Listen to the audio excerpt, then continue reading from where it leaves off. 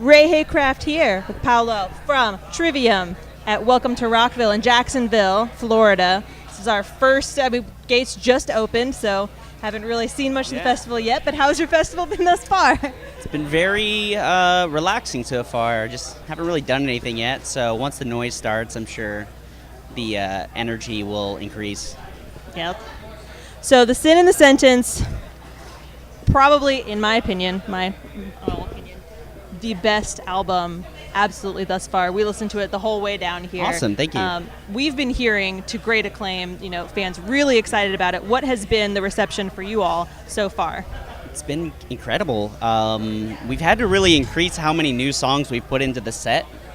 We just came from UK and Europe where we were headlining, and we were doing like about 100 minutes, and 6-7 of the songs were new songs because when we played last year, we had like 4 new songs right when the album came out, and people were like, oh, you got to play more. So it's a great problem to have. We have 8 records now, so it's really tough to like fit everything in. But, when people are that stoked on a new record, it's a great feeling.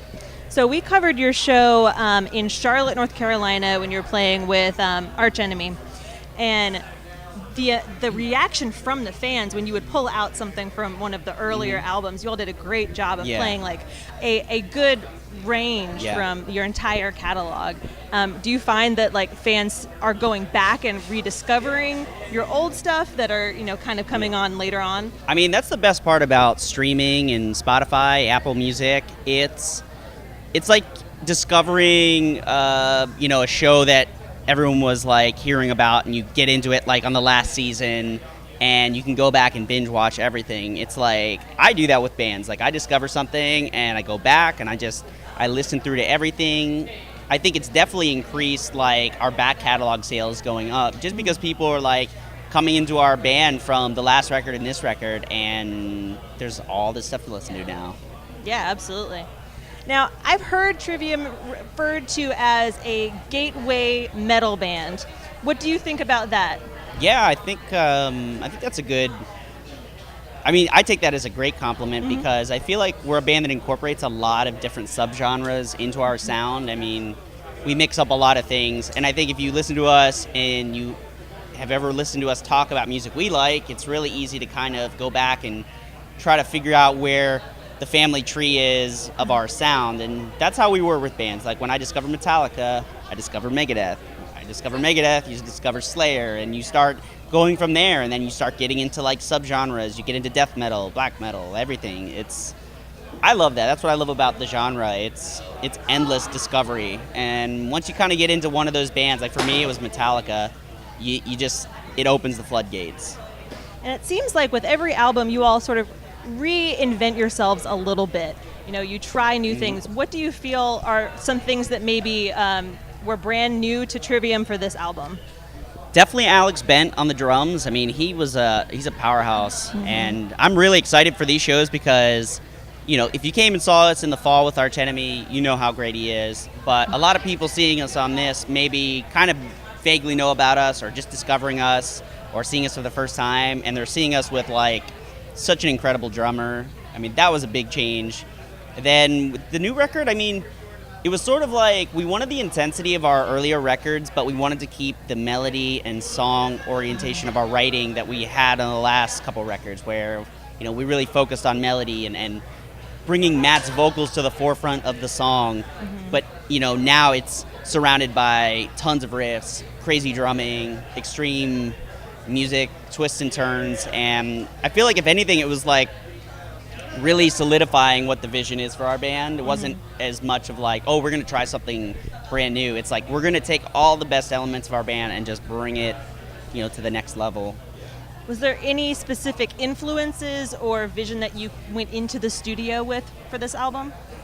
It was really just having the vision of like, we had this kind of saying going in, like to kind of sum up what we were going to try to do. It was going to be, we wanted to be more melodic than the heaviest bands and heavier than all of the melodic bands. And I love it. It was sort of like, I don't know, that just kind of helped us like gauge where we were at when we were writing. And whenever it felt like a song was super heavy but didn't have the kind of melody it needed, we would inject that into it, and vice versa. If something felt very melodic and didn't feel like it had the power, we would inject that into it. And it sort of helped helped us balance all the songs. And there wasn't like any specific types of bands, but I mean, we're always listening to tons of new music.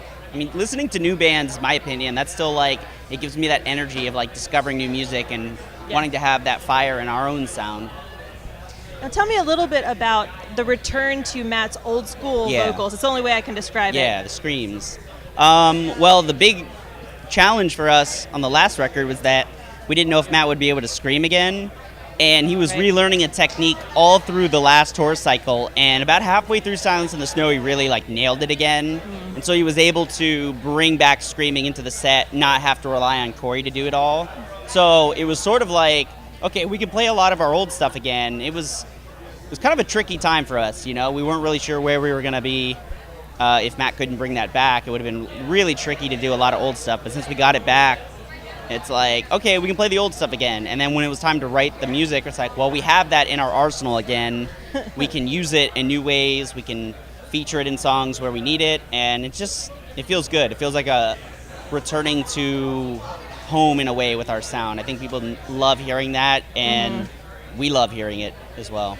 Oh, I was so excited to start hearing that. And like, I think the old fans, like it was like coming home, like they felt like this is what we had been waiting for, like this pinnacle. And we didn't want it to feel like it was like a nostalgia thing. We wanted the screaming on the record to be like, okay, we've grown as a band, we've grown as musicians and writers, this is in our arsenal, and we're going to bring it in when we need to take the song to that level. And it felt like the screaming is not there just for the sake of it, it's there for good reasons, and it doesn't feel like overdone, but like just the right amount. And you know, playing the new stuff live it's been super fun. It feels really good to play. I'm excited to play it today.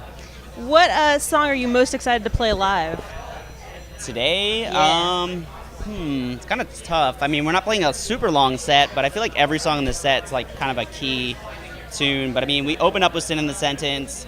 We're playing Betrayer, which I'm really fun. I'm really excited to play that one. That's my favorite.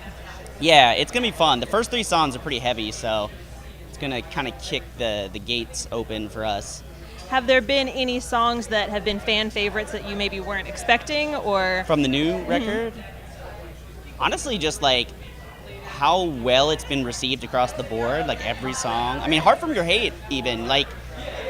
I mean, it's definitely a more melodic song, but live it's just like so perfect, and people love it. It just got the right tempo where people can jump and sing and scream, and it's I think really great for a festival like this. And the lyrical content is really raw and emotive and like very. I mean, Betrayer is extremely angry. Can you tell us anything about some of the lyrical inspiration? Yeah, I mean, from what you know.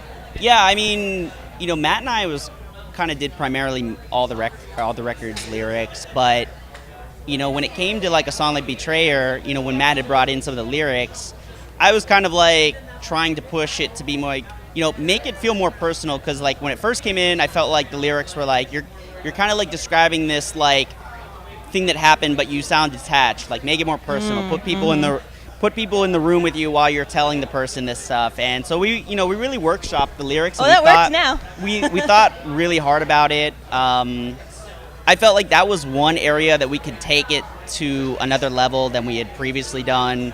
And so when you pair it with like really aggressive music, with lyrics that feel very real and are descriptive, I think it's exciting. And that's why I love metal, and that's why I love writing music. You can put as much effort as you want into it, and we really tried to leave no stone unturned.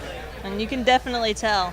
I think also the lyrical content it paints a visual picture in a very vivid way, and you all are very inspired by visuals, as in like the music videos. Can you talk to us about the Sin in the Sentence music video? Yeah, we worked with our great friend John Paul Douglas, who's done a lot of our visuals, a lot of our artwork, a lot of photos, and you know, he came in and heard the record while we were making it, and so he was kind of like painting this picture in his mind, what he felt like Sin in the Sentence looked like, and we didn't really give him any specific cues that we needed. Right.